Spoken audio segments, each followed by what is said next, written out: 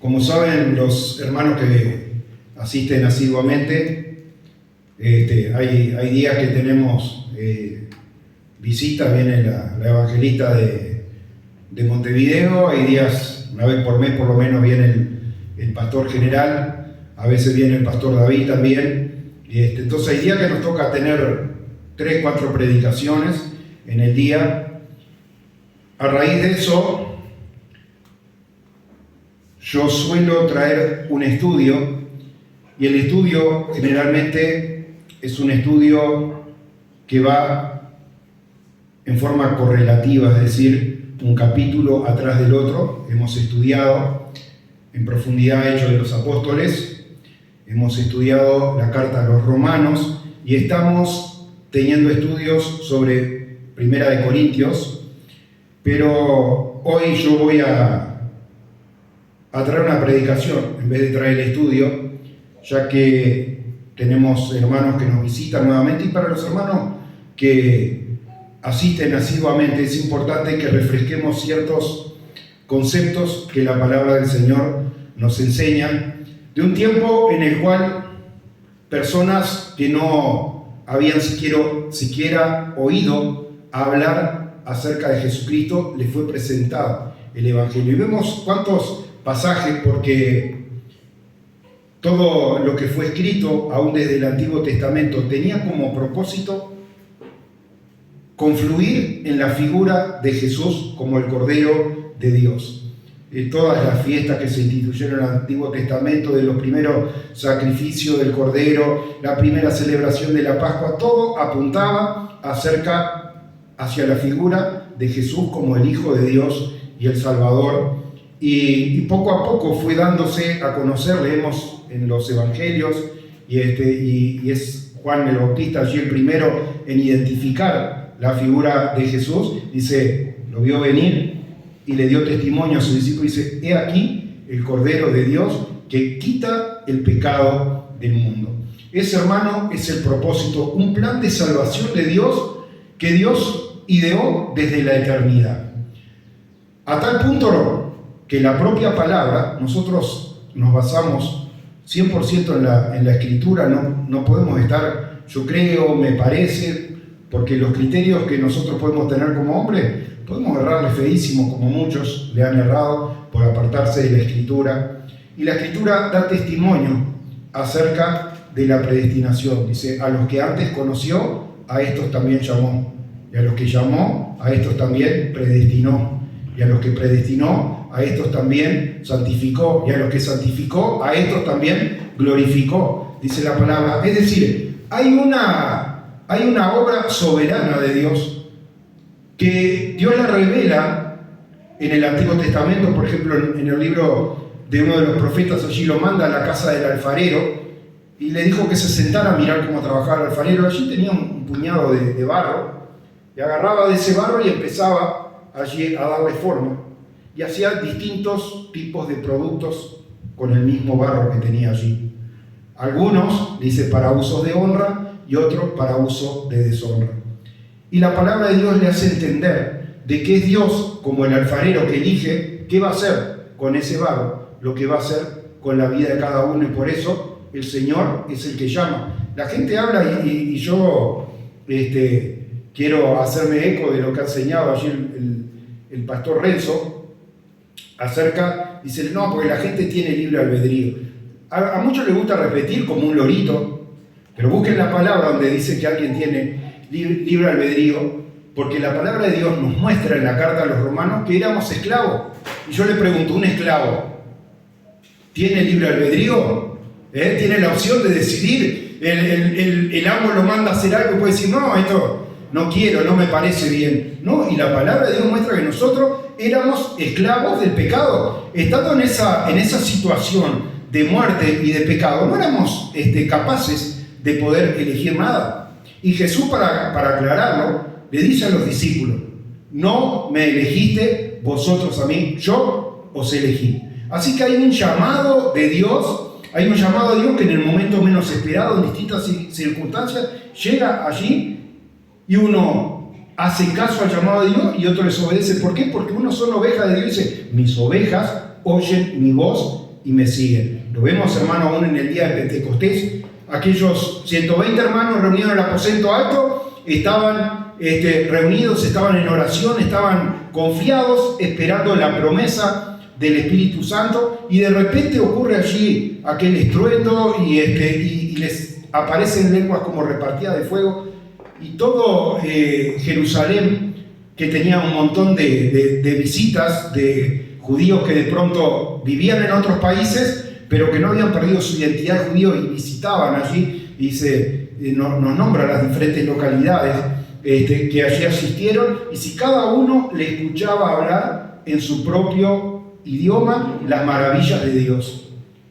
Si hoy nos visitara, por ejemplo, una persona nacida en Inglaterra, en Estados Unidos, en Canadá, Australia, algún país que sea su idioma madre, el inglés, y me escucha hablar a mí en inglés, se da cuenta, puede decir, habla bastante bien, pero no es nativo.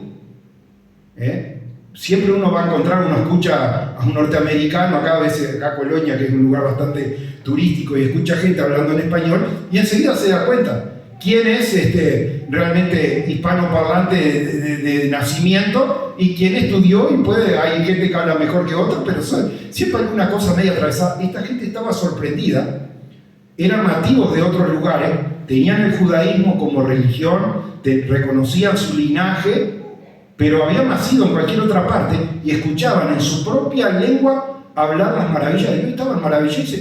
Como estos campesinos, porque los galileos eran gente de campaña, como uno va a Montevideo y dice, este del interior, dice la gente así también, iban a Jerusalén, y los galileos eran gente sin estudios, y estaban sorprendidos de cómo hablaban, porque Dios había hecho un milagro. Pero ¿sabe qué? El que cree se sorprendía y se convirtió, y otros se burlaban y decían, están llenos de mosto, están borrachos. Así que, hermano, vemos que una misma palabra, no es cuestión de que diga, la palabra fue de bendición, la palabra... No, hermano, la bendición está en el que abre el corazón, porque Jesús dice, yo estoy a la puerta y llamo. Él está a la puerta. ¿A qué puerta? No a la puerta allí, a la puerta de nuestro corazón. Si nosotros abrimos el corazón y estamos atentos a la palabra de Dios, Dios puede hacer una obra. Ahora, sabemos que la mayor parte de la evangelización que se llevó a cabo en respuesta al mandato de Jesucristo, que dijo, id por todo el mundo y predicad el evangelio, no los mandó a quedarse en Jerusalén o a ir solamente al territorio de Israel, sino que dijo, vayan por todo el mundo y prediquen el evangelio. Y uno de los últimos en ser llamado, el apóstol Pablo dice, a mí por último, dice, como un abortivo se me apareció en el camino a Damasco cuando él perseguía a la iglesia, etcétera, etcétera. Y allí mostró un cambio radical en su vida y se convirtió en un predicador. Hizo los 3 viajes misioneros que nosotros conocemos, viajes redondos, como se llama habitualmente cuando uno sale de un lugar y el viaje termina en el mismo lugar. Y otro medio viaje que fue desde Jerusalén a Cesarea, de Cesarea a Roma, donde allí termina preso y solamente es un viaje de ida, entonces el que hace en esa última oportunidad. Pero por todo el lugar donde iba, aprovechaba para dar la palabra de Dios en circunstancias totalmente diferentes una de otra. Es decir, no había una fórmula. La fórmula no era decir, bueno, a ver, acá en Colonia, ¿qué lugar grande hay? Dice, bueno, está el campo municipal. Vamos a ir a alquilar el campo municipal y ya tenemos una banda de sonido pronto que toca bien y no se equivoca, y tenemos un equipo que hace la publicidad y se encarga de promover todo eso, y otro que va a la radio y hace una promoción. Uno dice, bueno, tengo una fórmula. Esa fórmula es humana y la fórmula humana falla. Era Dios, hermano, el que abría los caminos, y en circunstancias totalmente diferentes, a algunos en un naufragio, a otros de visita en una isla, a otros en medio de la prisión, a otros en medio del camino. El Señor los iba llamando y se iban añadiendo lo que era de parte de Dios. Y muchas veces son los propios religiosos que acomodan la religión a sus propios criterios y a sus propios conceptos. Y qué mejor que estudiar esta evangelización que se lleva a cabo a los principios de la iglesia, porque se iba a personas totalmente diferentes unas de otras. No era simplemente ir a la aldea de al lado, donde de pronto tenían una convicción y un conocimiento similar unos de otros, sino que estaba viajando. Allí usted ve, el apóstol Pablo se encuentra en lo que es Asia, diríamos hoy, generalizando, uno dice estaban en China, y de ahí los pasa a ir a predicar a los griegos, en Macedonia. Culturas totalmente opuestas, creencias totalmente opuestas, y allí, hermano, a cada uno encontraba la manera de poder predicarle al Dios creador de los cielos y de la tierra.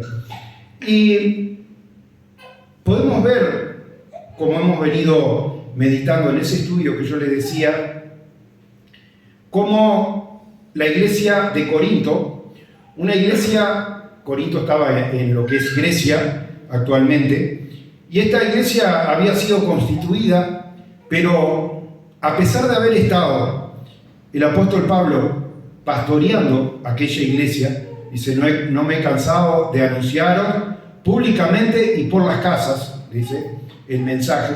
Estuvo, ¿sabe cuánto? 18 meses, dice la palabra en Hechos de los Apóstoles, en Corinto predicando la palabra. Y ni bien se va de Corinto, hermano, empiezan a surgir divisiones dentro de la iglesia. Uno decía, yo soy de Pablo, yo soy de Apolo, yo soy de Cefas. Y allí le tiene que escribir y le pega un tirón de oreja. Dice, cada uno hace una obra distinta.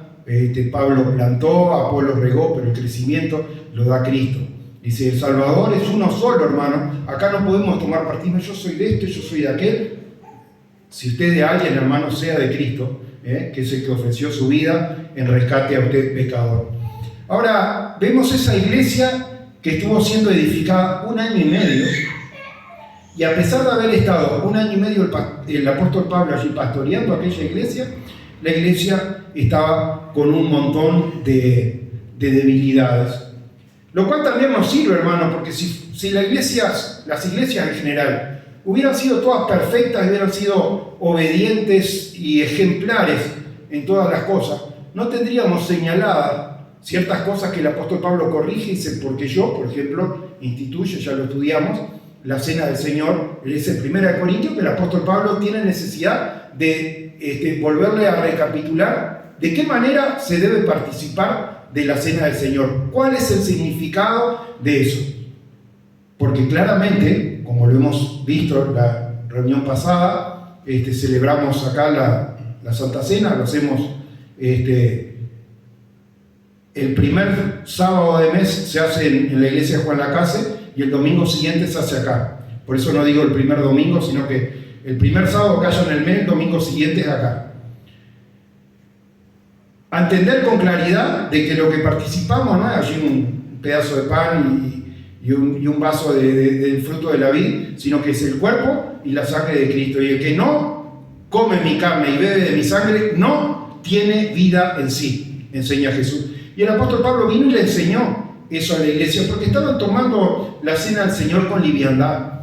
Como yo expliqué oportunamente, esa cena del Señor era más como es una cena habitualmente. Yo no creo que usted invite a alguien a cenar y ponga allí un vaso de fruto de la vid y un pedazo de pan. Cuando lo invita a cenar, por sencillo que sea, y se hizo arroz con queso, pero sirve las cosas distintas, sirve en abundancia para que cada uno coma su porción. Bueno, aparentemente cuando la cena del Señor, la primera cena del Señor, fue en medio de la Pascua, allí que Jesucristo la instituyó, y si luego se levantó, dice, y tomando la copa, dijo, bebed, esta es mi sangre, que por vosotros es derramada, partiendo el pan, dijo, comed, este es mi cuerpo, que por vosotros es quebrantado. Cada vez que hagan esto, la muerte de Cristo anuncian hasta que Él venga. Y allí habían surgido desórdenes en la iglesia, y de pronto mientras se estaba hablando, uno ya arrancaba a comer, otro arrancaba a tomar, el que tomaba de más. Otros tiempos, no como ahora, que ahora puede hacer un jugo de uva, y si lo sabe hacer no se le va a fermentar.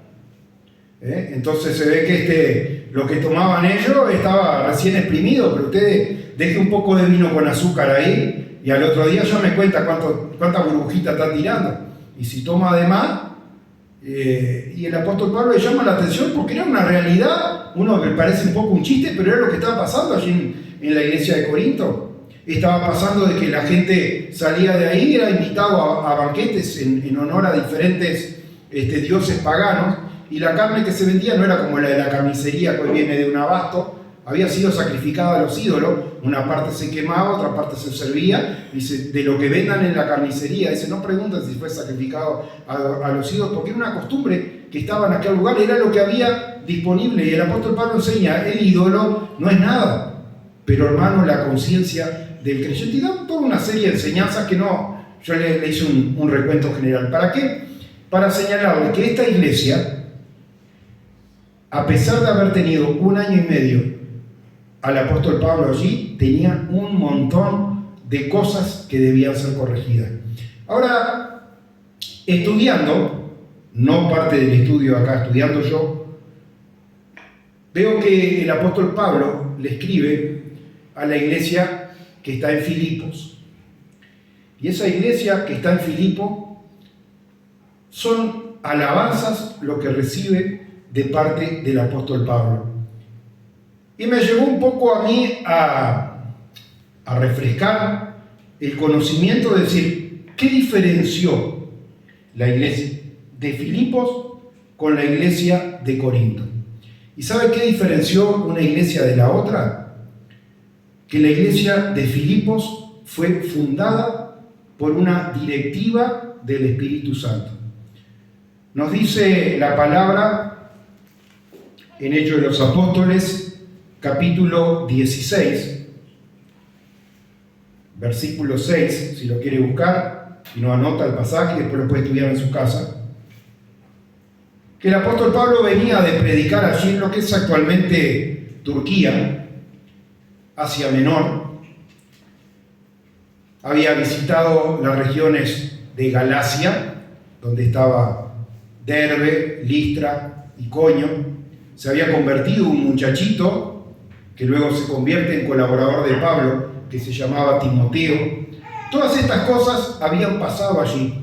Ahora, estando en Asia Menor, actual Turquía, el apóstol Pablo planifica continuar la evangelización y dice, voy a ir a tal lado, dice, pero el Espíritu Santo se lo impidió. Se voy a ir hasta el otro lado, dice, y el Espíritu Santo se lo impidió. Y en medio de la noche tiene una visión. La visión, dice acá el título, del varón macedonio, que en esa visión se le apareció un hombre y le decía, por favor, pasa y ayúdanos.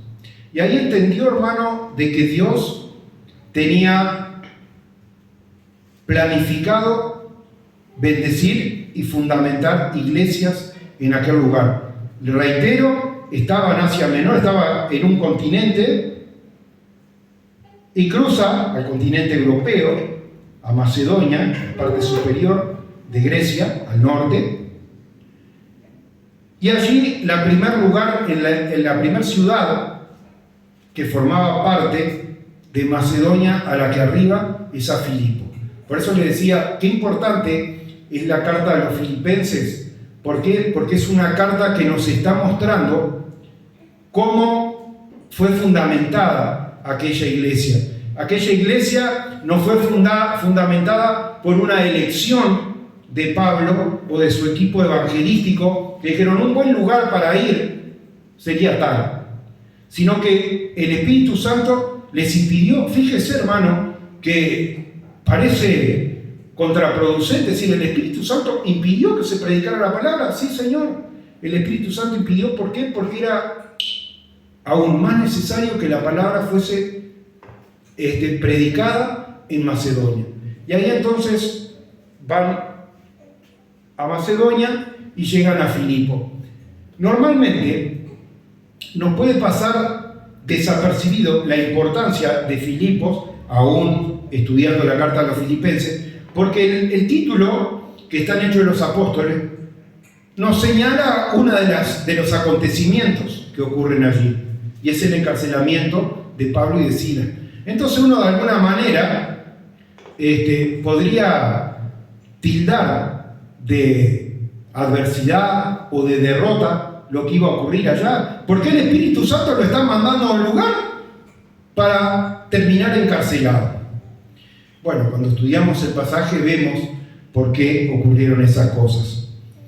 Dice así, Hechos 16, versículo 11, zarpando pues de Troas, vinimos con rumbo directo a Samotracia, al día siguiente a Neápolis, y de allí a Filipos, recuerden, carta a los filipenses, que es la primera ciudad de la provincia de Macedonia y una colonia, y estuvimos en aquella ciudad algunos días. Es decir, Pablo obedece a la visión, deja el continente de Asia Menor, se traslada a Macedonia, pasando por distintos puertos. Nosotros, al final del mapa, es bueno cuando vemos estos detalles que nos brinda la palabra, mirar los mapas que tenemos al final de la Biblia, generalmente, y poder ir viendo cómo se desarrollan estos viajes. Y lo cierto es que llega al primer lugar donde podían entender de que Dios los estaba llamando. Y ocurre una primera conversión allí. La conversión de una mujer que se ve que, vio como a veces pasa, nosotros tenemos los balnearios allá, Artillero y Santa Ana. Generalmente el que vive en Artillero, el que vive en Santa Ana, no es de ahí. Son comerciantes, gente que tiene una casa para ir a pasar el verano o ir a pasar el fin de semana, pero la gente es de Tararira, por ejemplo. Igual que si va para los lados allá más de Britópolis, Blancarena y todo lo demás, se va a encontrar con gente de Valdense, con gente de Nueva Albesia y todo lo demás. Bueno, acá pasaba algo parecido. La primera persona que se convierte no era de Filipo, tenía una casa en Filipo, era una comerciante dedicada a vender telas, que se llamaba Lidia. Dice, bueno, Pablo salió a la hora de la oración y predicó, y si Dios tocó el corazón de Lidia para que estuviese atento a la palabra, y ¿sabe qué? Recibió la palabra con tal gozo, detalla acá la escritura. Yo doy los pasajes para que usted lo estudie, así yo no lo aburro. Leerlo lo puede leer en su casa, pero la reflexión yo quiero hacérsela en esta mañana. A tal punto de que esta conversión la lleva a ella a no por un compromiso, decir, bueno, si llegan a pasar por mi barrio, pasen a tomarse unos mates, como diríamos nosotros. Esa no es una manera realmente interesada de decirle a alguien, venga a visitarme. Si llegás a andar por ahí algún día, dice, te invito esta tarde que vengas a mi casa. Pero dice que Lidia se convirtió allí de corazón y los comprometió a que se quedase en su casa. Una conversión verdadera, hermano, donde uno quiere seguir recibiendo de parte de Dios lo que Dios tiene para su vida. Y allí el apóstol Pablo comienza a caminar por la ciudad. Sabemos por los estudios en Hechos de los Apóstoles que su costumbre era ir los días sábados a la sinagoga, y en la sinagoga, donde todavía solamente creían en el Antiguo Testamento, no habían entendido, porque voy a comenzar un poquito de más atrás diciéndole que nosotros tenemos dos testamentos en la Biblia, o dos pactos, el Antiguo Pacto y el Nuevo Pacto. Y que la carta a los Hebreos con claridad nos dice cuándo un testamento entra en vigencia. Para eso yo llamo a la reflexión a cada persona en nuestro país cuando un testamento tiene validez.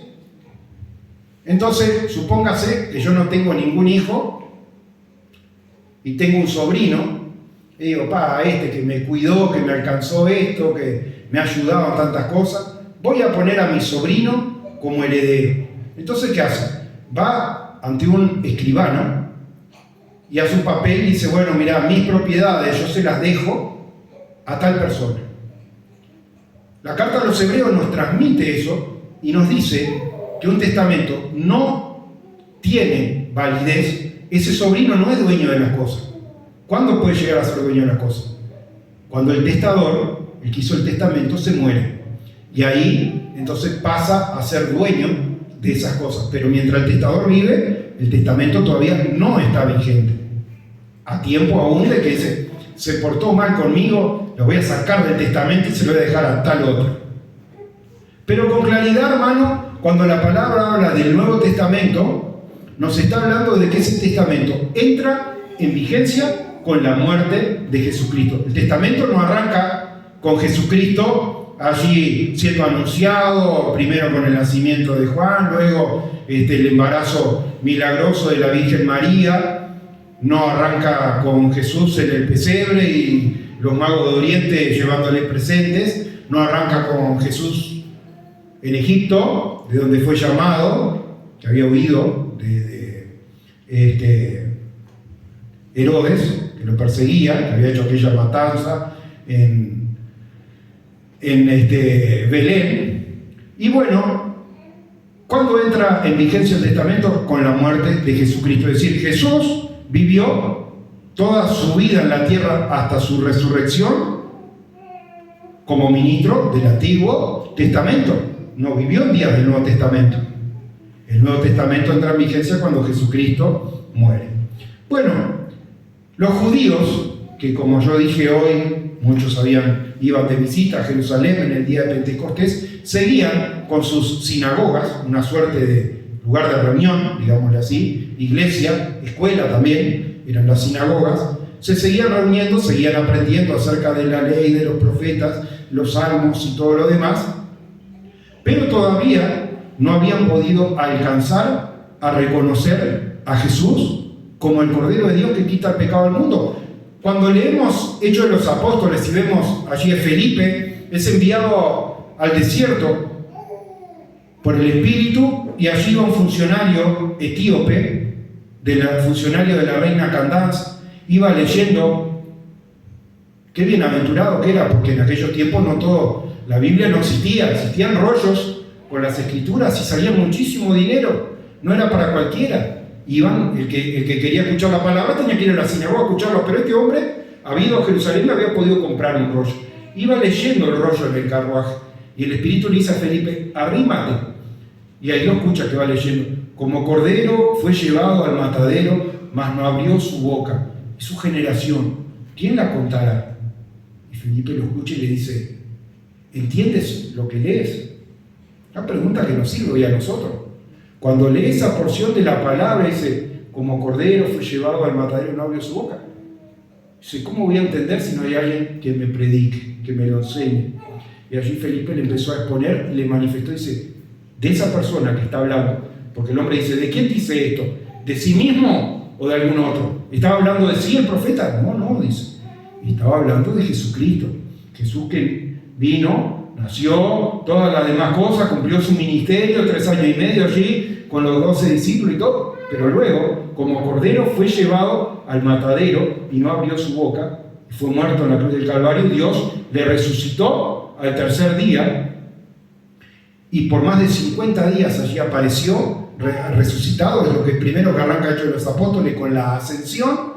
Jesús todavía estaba allí predicando, y entonces le da a conocer. Es decir, este hombre pensaba que vivía todavía en el Antiguo Testamento y no sabía que el Cordero de Dios ya había venido, que el testador ya había muerto, y dice: despierta, estás viviendo en días del Nuevo Testamento.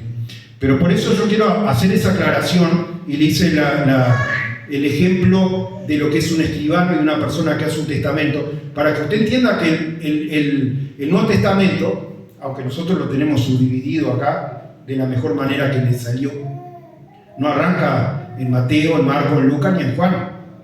Arranca en una parte X, en el capítulo 11 de Mateo, en el 15 de Juan, donde está la crucifixión y muerte de Jesús. Ahí arranca el Nuevo Testamento. Para atrás, el Antiguo Testamento. Y viene y le da a conocer el Nuevo Testamento y le dice: vino. Entonces, el apóstol Pablo hacía lo mismo.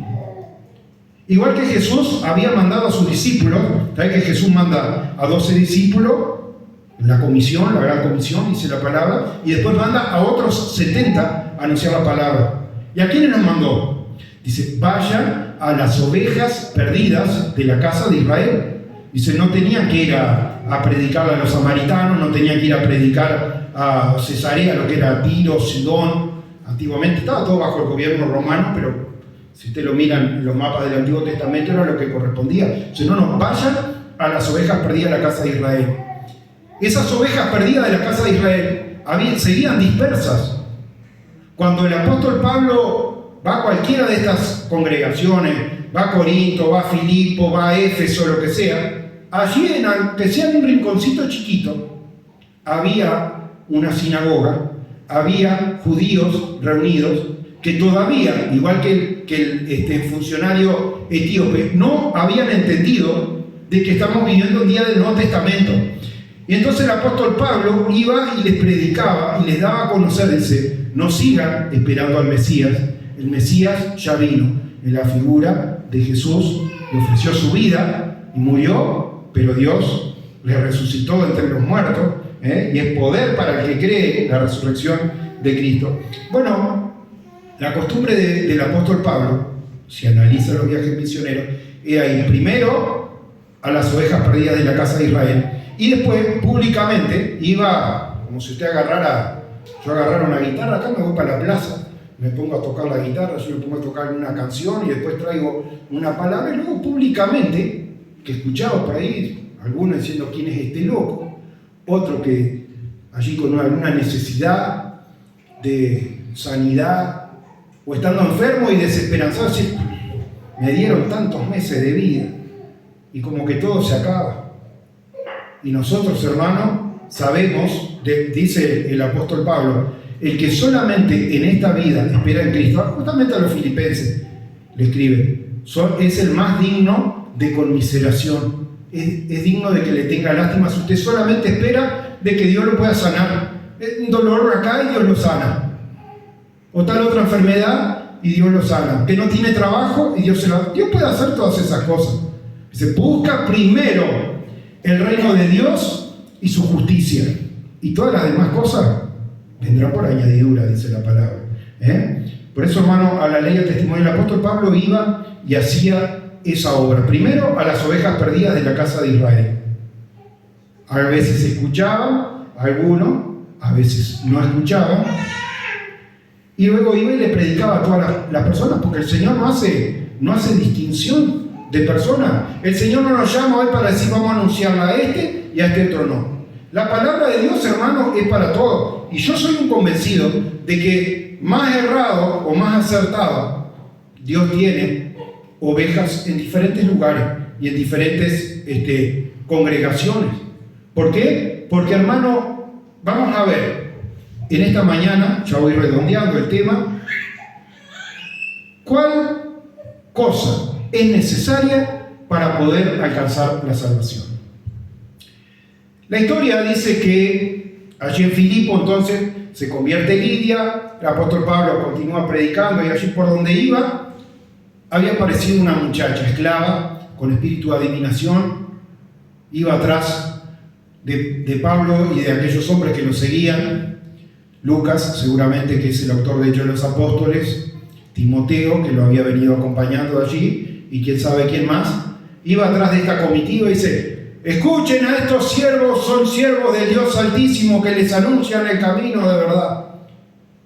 ¿Qué pasaba con esa muchacha? Tenía un espíritu de adivinación, había dado gran ganancia a sus amos, pero un espíritu que no procedía de Dios. Y si molestando al apóstol Pablo, dice, después de varios días, se dio vuelta y reprendió al espíritu, y en ese momento el espíritu salió de la muchacha. Cuando salió, los dueños perdieron la oportunidad. Tenía espíritu de adivinación, capaz que le cantaba qué número iban a salir al 5 de oro, hablando de qué cosas iban a pasar. Si le pagaban algo, acertaba con ese espíritu de adivinación. Y de buena primera perdieron la ganancia. Y dice, ¿qué hacemos? Vamos a la comisaría y le hacemos una denuncia al apóstol Pablo. Y allí termina Pablo y Silas presos.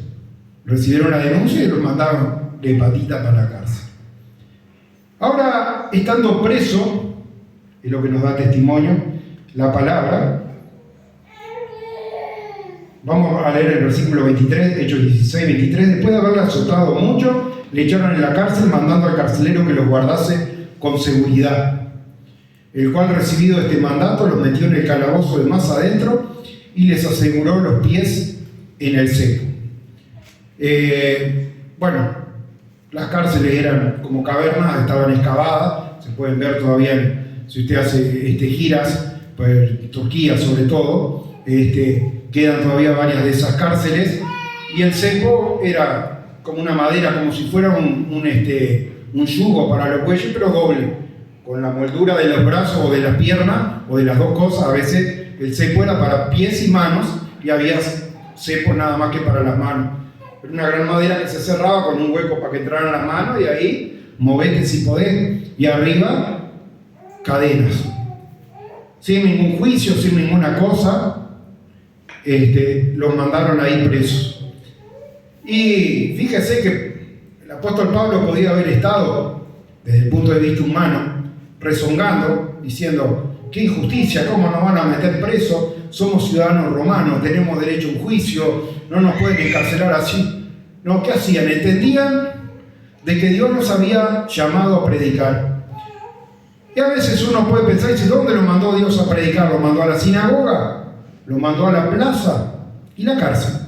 Y allí, hermano, va a la cárcel, y Dios también tenía allí gente dispuesta a oír su palabra.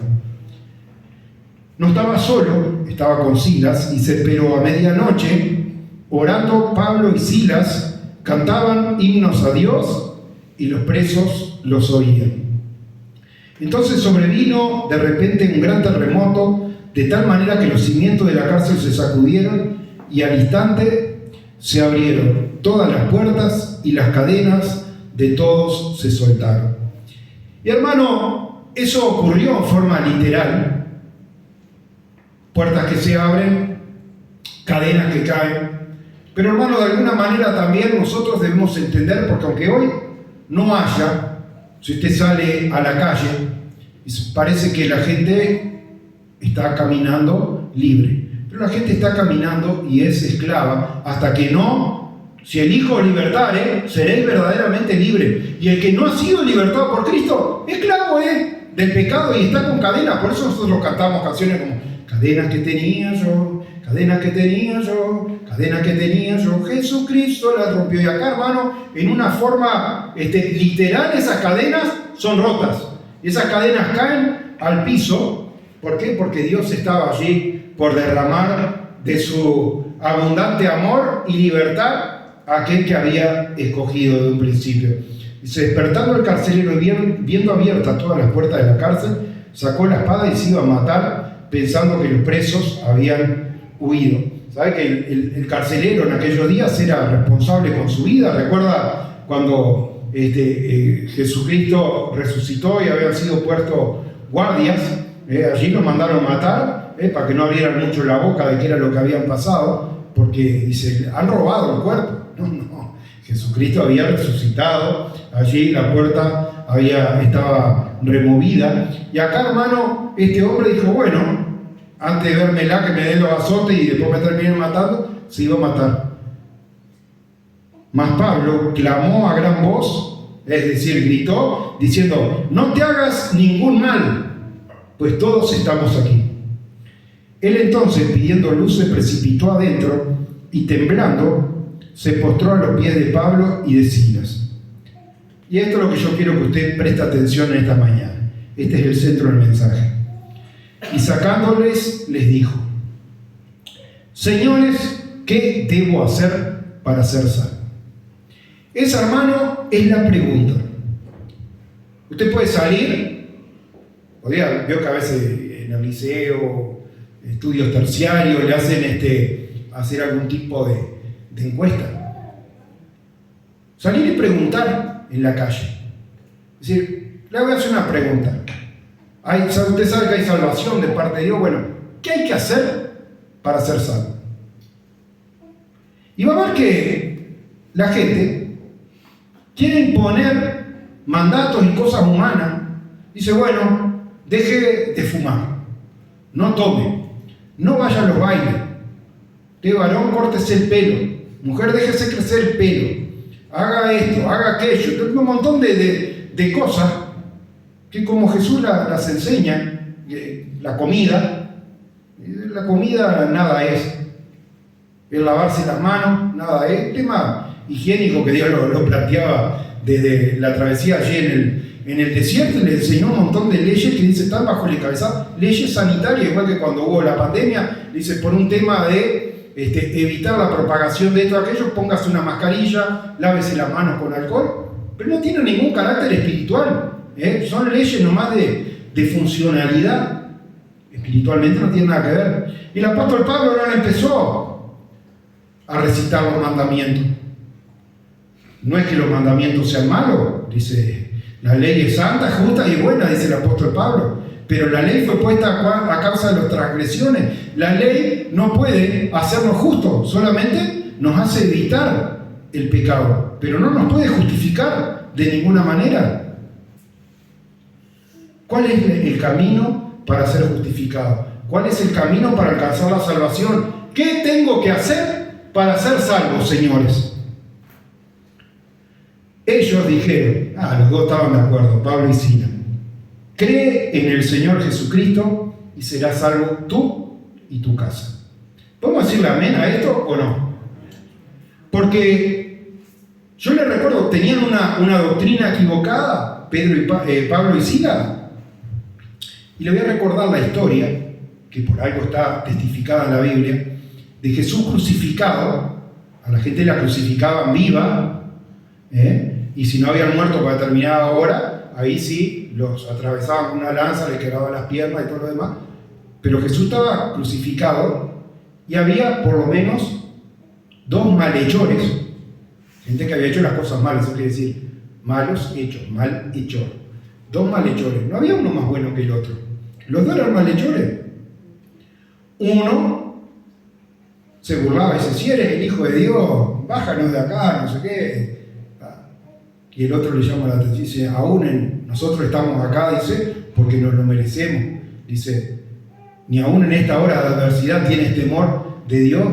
Dice, Señor, dice, acuérdate de mí en tu reino. ¿Qué le dice Jesús? De cierto te digo hoy, estarás conmigo en el paraíso. ¿Se equivocó Jesús? Ese hombre guardó los mandamientos, nunca llegó a guardar los mandamientos, ni a bautizarse, ni participó de la cena del Señor, ni de ninguna otra cosa. No tuvo oportunidad. Estaba clavado en un madero. Pero creyó en el Señor Jesucristo. Y dice el Evangelio según San Juan, a los que le conocieron, a los que creen en su nombre, le dio potestad, le dio derecho de ser hechos hijos de Dios. Hermanos, Dios hace un milagro que después, por supuesto que teniendo la oportunidad, como tuvo el carcelero, creyó, se reunió allí con sus familiares, escucharon la palabra, dice, hay que bautizarse. Bueno, estoy dispuesto a bautizarme. En aquella hora se bautizó él y los de su casa.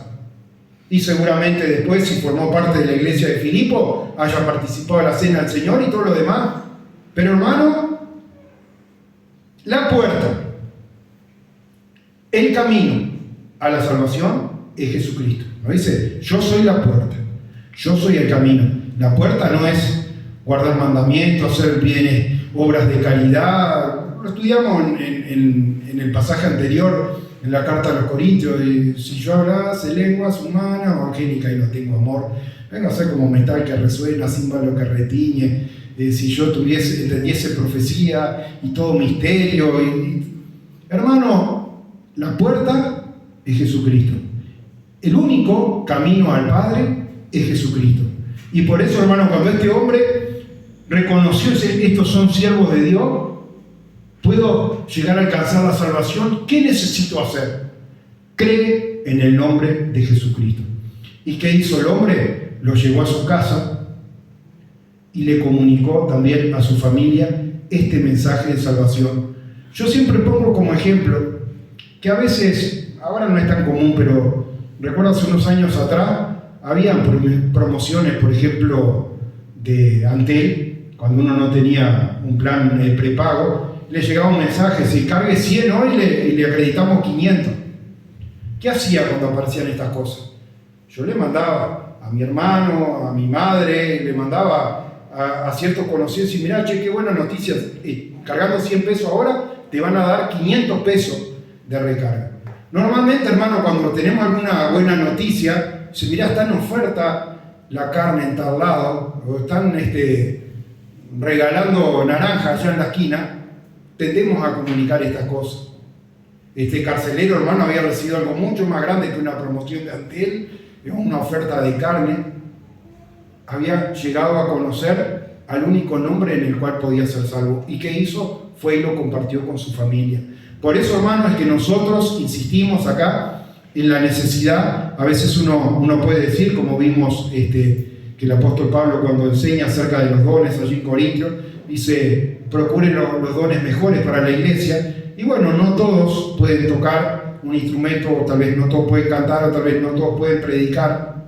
Pero el Señor, dice, subiendo a lo alto, llevó cautivo a la cautividad y dio dones a los hombres. Y nos exhorta a pedir dones. Vemos la parábola de los talentos, a uno le dio más, a otro le dio menos, pero sin talento no dejó nadie. Busquen los dones mejores. ¿Para qué? Para edificación de la iglesia. Decir, Señor, ¿cómo puedo ser yo un instrumento útil? Y a veces, en cosas tan sencillas como decir, bueno, el mensaje una vez que se sube a la plataforma de YouTube o de TikTok o lo que sea, lo reenvío, lo pongo en mi estado de WhatsApp, en cosas que la gente está viendo y a veces sin necesidad de ni siquiera usar nuestras propias palabras, Dios puede tocar la vida de alguien. Entonces, hermano, que Dios nos ayude a poder estar comunicando ese mensaje de salvación. Y le hablaron, dice el versículo 32, las palabras del Señor a él y a todos los que estaban en su casa, y él tomándole en aquella misma hora de la noche les lavó las heridas y enseguida se bautizó él con los suyos. Así que, hermano, qué cosa más importante que poder compartir la palabra de Dios, el mensaje de salvación, para que otros también, hermano, puedan tener una segura salvación. Imagínense, hermano, la mayoría de los creyentes les cuesta trabajo declarar, si usted es salvo hoy, y la gente está allí, ¿levanto la mano o no la levanto? Hermano, la salvación es un regalo de Dios, es un don de Dios. ¿Ah? La gracia es un don de Dios, dice, no por obras, dice el apóstol Pablo, para que nadie se gloríe. Sabemos, hermano, que si hacemos las cosas mal, no van a venir males. Si yo me como media docena de huevos fritos, voy a andar con un ataque al hígado bárbaro. Hago las cosas mal, me va a ir mal. Una vez mi suegra me había traído, no se equivocó porque el paquete estaba sellado, pero había ido a Rivera y me trajo un pasto que hay brasilero que es ancho. Es muy lindo. Yo quería plantar pasto. O sea que lo planté. ¿Qué terminó viniendo, Camila? Se habían equivocado en la semilla y eran ortigas. Bueno, si uno planta ortiga, y va a cosechar ortiga, así de clarito. Entonces la palabra de Dios, hermano, nos está mostrando acerca de la ley de la cosecha, pero no tiene nada que ver con la salvación. La salvación es un don de Dios, es un regalo de Dios, y es por eso que uno puede llegar a este lugar y tiene un motivo de darle gracias a Dios. No es gracias, Señor, porque no llovió a la hora de la reunión. Gracias, Señor, porque me permitiste. Gracias, Señor, por tu salvación, porque a pesar de que yo soy imperfecto y tengo debilidades y hago cosas mal, pero la gracia de Dios, hermano, es mayor que todas esas imperfecciones. La gracia de Dios, hermano, nos corrige. El Espíritu de Dios nos señala en qué cosa hemos estado mal para que nosotros podamos venir confiadamente al trono de la gracia para alcanzar el oportuno socorro. Así que, hermano, somos predicadores de la salvación como un regalo de Dios por haber creído en el nombre de aquel que vino y ofrendó su vida, y somos predicadores de esa salvación segura que tenemos en Cristo Jesús. Como Jesús enseñó, dice, no se hagan tesoros en la tierra. Acá usted puede agarrar y amontonar lo que usted quiera, y por ahí cuando llega a su casa, vino algún bandido y le llevó las cosas. Plantó algo, vino un animal y se lo comió. Hay tantas maneras de perder lo que uno tiene. Pero dice Jesús, háganse tesoros en los cielos, donde no hay ladrones, no hay polilla, no hay orín que oxide las cosas. ¿Por qué? Nos está diciendo, hermano, que las cosas que nosotros tenemos reservadas en los cielos, como nuestra salvación, están seguras, están en la mano de Dios, hermano, y nadie puede arrebatársela. De las ovejas que me diste, dice, no se perdió ninguna, dijo Jesús. Que Dios los bendiga, hermanos, los invito a ponerse de pie.